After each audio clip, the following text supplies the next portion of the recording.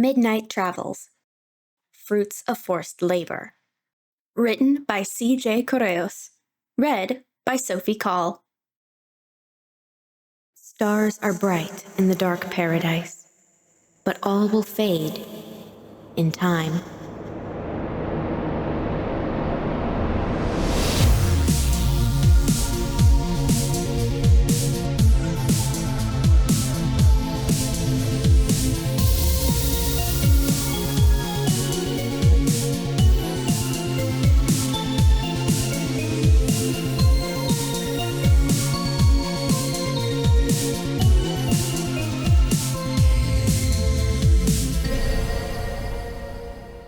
Chapter 1. A Point Where It All Starts. A journey for atonement would require to leave Earth, yet it was delayed by her starship's refusal to function. Most would swallow their pride and replace it with a far more suitable ship. Not Mino.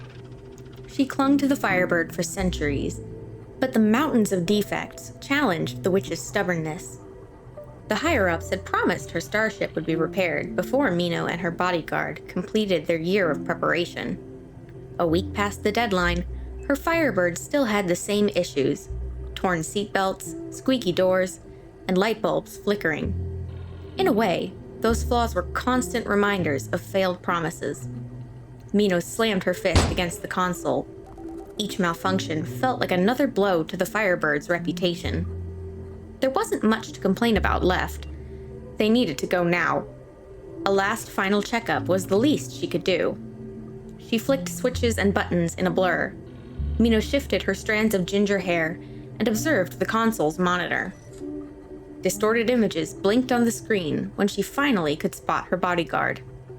She was down in the cargo sector, placing heavy crates on the deck. "Emmy, dear, are you done?" Mino spoke into the microphone. A thick English accent spilled from her lips. "It's past tea time and everyone wants us to launch already." Emmy glared back at the camera. "If I had any help, I would have been done by now," she retorted, her Mandarin accent clear and unmistakable. "But to answer your question, you're lucky. This was the last cargo." "Good girl. Hurry back here. We'll be launching." Her monitor flickered wildly, then blacked out without a second passed. She attempted to re-establish contact and repeated, "Emmy? Hello? Emmy, please respond." Without a beat missed, bright red lights flashed and alarms sounded, bathing the control room. Terrific, she thought. Just terrific. Without hesitation, she attempted to initiate a full shutdown, but remembered the Firebird couldn't perform one once it entered the meltdown phase. Quickly, she pulled out her pocket watch phone and gave the orders in a quick cadence. "Emmy, head to the engine room and reset the core. I repeat, head to the engine room and reset the core." "Told you the first time," Emmy shouted through the speakers. Her footsteps echoed through the hallway. Mino dove back to the console and used her hobby as her emerald eyes shined a vibrant green. Shadowy limbs sprung from the floor, and with a flick of her wrist, she commanded her servants to manipulate the ship's controls. Every switch, button, and lever from her shadow limbs had to be precisely puppeteered. With one wrong flick of a switch, her ship would go boom. The only way she could slow down the meltdown was to divert every power to the thrusters. "I'm here." Emmy's voice was heard through Mino's pocket watch. "Resetting the core now." The Firebird's alarms gradually faded as the cold fluorescent lights and the iconic low hum returned to occupy the room again. Mino sighed in relief.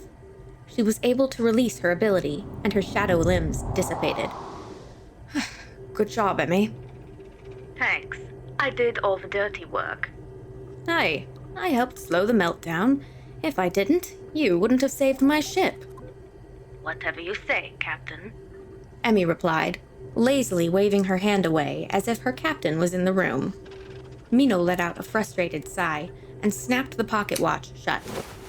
She wished her close friends could join the year-long trip.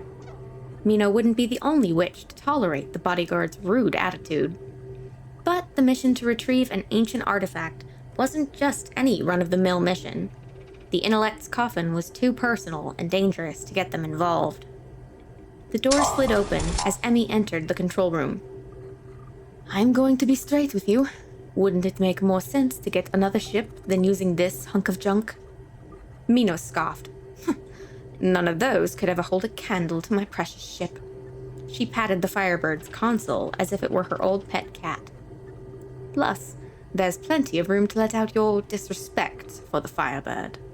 Emmy rolled her eyes and kicked a corner of the ship's walls, much to Mino's regret in her poor choice of words. As your obligatory crewmate, I might as well give you my feedback now before this rust bucket explodes on us. Mino slouched forward, resting her chin on her hand. I have a feeling you're doing this because you still don't like me. She raised an eyebrow. The bodyguard scoffed. It would make me feel better if my captain weren't a pompous witch. Frustrated exhale left her long, sharp nose. I see you're getting good at your humor. But let me remind you, I was the one who got you out of your sticky predicament. She twirled back to the ship's console and continued to work on the Firebird. It's either here or back in the cryostasis. A long pause as Emmy began to ponder the decision. Is it too late for that, or just sit down? A static crackle was heard from Firebird's console, followed by a robotized voice. This is Control. Come in. Do you still request a new starship before launch? Over. Mino pinched the bridge of her nose and fought the urge to roll her eyes. Night Phoenix here. For the billionth time, request denied. Over. Acknowledged. You are clear for launch when ready. Over. I read you. We will be launching in less than 2 minutes. Over and out. She pressed down on colorful buttons on the controls. The Firebird's engines roared, and Mino's hand hovered over a lever. Launching in 5, 4, 3, 2... Just step on it already. Emmy interrupted, her tone dripping with impatience. Mino ignored her and continued. 1. Lift off. With a swift motion, she thrusted the shift gear forward and pressed down on the pedals with her boot. The Firebird's engines blazed off, and both Mino and Emmy recoiled back into their seats as the ship blasted off. It lifted off from the open hatch submerged beneath the sea and left the underwater spaceport behind. The force of the launch was a stark reminder to the Night Witch. Gravity should never be underestimated. Say bye-bye to the Bermuda Triangle, she called back, but wasn't surprised by the lack of a response. Emmy simply gave a disgruntled, flat look. Now, I'm aware I'm not supposed to do this. Mino increased the Firebird's speed ignition. But it's been a few centuries since I've flown at warp speed. She piloted the Firebird, entering at a rapid rate through the orange skies, leaving sparkling trails behind. It exited the atmosphere and passed the Earth's moon within a blink of an eye. Then it passed Neptune in 5 minutes and left the solar system. There we go. We'll pass Tau Ceti in less than 30 minutes tops. Mino glanced back at her close bodyguard. Cool. I can start my break then. Emmy unbuckled the tattered seatbelts off of her and headed for the ship's mess hall. Don't get too comfortable. You're all I've got. Mino maneuvered her arms and began typing on the ship's console to gather coordinates. The monitor revealed a 3D map of the galaxies, showing the Firebird and the many planets where they're heading. Says here that Gaia will be our first pit stop, so we need to arrive there in one piece. She was interrupted when sparks flew out of the console and a subtle jolt was felt in the room. What now? A slight annoyance from Emmy's voice. Mino frantically answered back. Something I wished it wouldn't do. And immediately she returned to the Firebird's controls. It was all fruitless. Out the window, the ship went from soaring past stars in milliseconds to a gradual halt in the middle of nowhere. Well, that's just perfect. Why did we stop? Actually, how did we stop? Emmy asked in a frustrated tone. For God's sake, we're in space. A pause from the witch. She pondered with a low, steady sound. I suppose the emergency braking system was the cause of that. Mino groaned. This seems to prevent our ship from crashing into, well, anything. Emmy was left dumbfounded. What kind of idiot would design that? I don't know who, but it was implemented for a reason. Still, at least we enter impulse speed. Great. Guess it'll be a longer trip before we'll ever get to civilization, Emmy said. Oh, stop being a glumpot. Mino frustratedly continued to attempt to reactivate the ship's engine. It'll be like, I don't know, maybe a few hours till we arrive at a habitable planet. Then we can get some new parts and repair the old girl. Maybe a new ship would be nice. Emmy's flat tone remained. The Firebird's console caught the two's attention with a distressed sound. Wonderful. More things to worry about. Mino sarcastically muttered and observed the monitor. The screen popped up on a mini-map of the ship, and a red dot blinked off the tail. Something tipped the alarm down in the storage sector. Emmy, did you see if there were any rodents on board? Yes, 4 times. I see. Mino flicked a switch to reveal the room on the screen. She wasn't able to spot the intruder, only an opened box, the lid facing down on the deck. Good news, it's not any of those small critters, but it seems to be human to hide inside that box. Emmy stepped up to get a better look at the monitor. Either they're here to hijack the ship, or it's one of your dumb friends. My friends aren't dumb, Mino retorted, and was scoffed at by Emmy.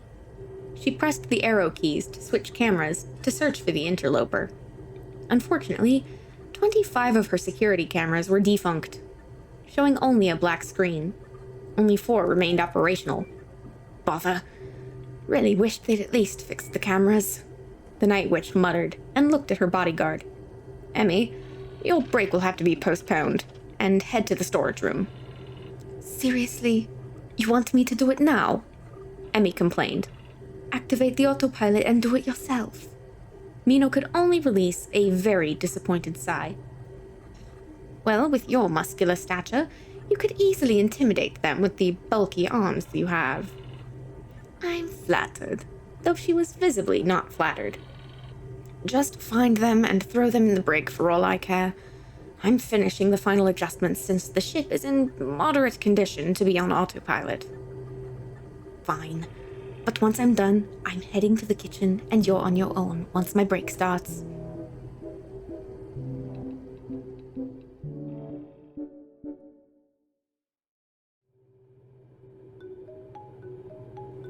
In a room bathed in harsh fluorescent lights, a young, dark-skinned woman navigated the old corridors. Wherever she was, she quickly concluded that it wasn't the Bermuda Triangle spaceport she infiltrated. Thoughts raced through her head to draw several conclusions, but due to the subtle tremor, made her dizzy. The strange aroma made her disoriented. An air conditioner sent chills down her spine, despite wearing a red vest and a pink sweater turtleneck. Her questions would soon be answered as she stumbled upon a medium-sized circular window. At first glance, it was pitch black outside, with several stars passing by. She might have easily chalked it up to being on some strange plane that flew across her home country, but before she could draw any conclusions, her eyes widened. Through the window, she could make out a country-sized red nebula, which spread across the cosmos. The young woman had seen them on her tablet when she was a kid, but seeing them in person had her jaw drop in disbelief. She finally did it. She left planet Earth. No, even better, she left the solar system. A dream she'd wanted to accomplish when she was in her early teens. The young woman didn't get far, as she backed into what seemed like another person. She spun around, seeing a towering, muscular Asian woman in her 20s, and darted a stern glare. The muscular woman's eyes were hidden in shadows. It gave them an intimidating look under the cold fluorescent lights. From what the young woman was able to discern, she bore scars that ran down her face and body. A blue jean vest with a kitty t-shirt. The kitty t-shirt would have amused the young woman, but she immediately deduced that she had encountered the ship's crewmate, which meant she was caught red-handed. "Oh, hello there," she greeted nervously. "You must be a..." The young woman wasn't able to finish her sentence. In less than 5 seconds, the Asian woman grabbed the collar of her vest and slammed her against the starship's wall. I'm sorry, I don't know what you're saying," the young woman began again, this time more hesitant and careful with her words. "I don't mean you no harm, if you know what I'm saying." The muscular woman raised an eyebrow like the young woman was crazy. She spoke again, this time with a perplexed tone. Alas, she still couldn't understand a single word. "Hey, what are you..." She felt her pockets being ransacked. The bodyguard pulled out a rectangular flip phone with a tiny antenna and a wallet. The bodyguard spoke again in her native language. "I'll be taking these." At least, that's what the young woman assumed she said. In a matter of seconds, the woman released her grip on the vest and yanked at her hair bun. She yelped in pain. Her scalp stung. "What are you doing? Ow, that hurts!" The muscular woman ignored her whines and dragged the young woman through the corridor.